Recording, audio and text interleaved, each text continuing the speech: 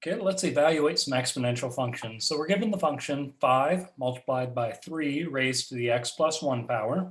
We want to evaluate it at 2, 1, and 0 without using a calculator. So in getting going on this, we've plugged into functions before. So you have a 2 being plugged in, replacing the x in the original function. So it's going to get replacing the x up in the exponent on the right-hand side as well. So we can rewrite this as 5 times 3 raised to the 2 plus 1 power.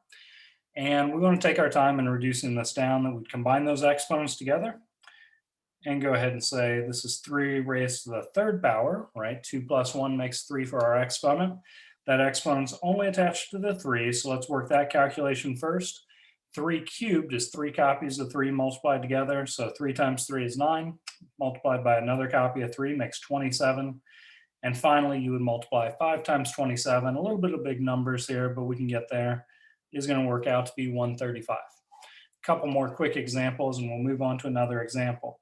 So we have 1 being plugged in. That'll be 5 times 3 raised to the 1 plus 1 power, or 5 times 3 squared, which is 5 times 9, which works out to be 45.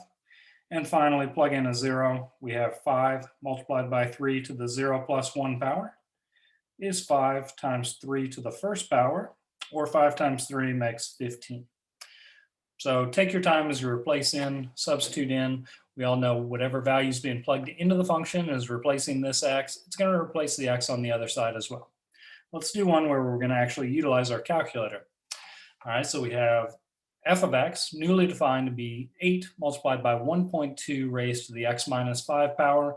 We want to evaluate f of 3 by using a calculator. So in a similar fashion, we're going to plug that 1.2 raised to the 3 minus 5 power.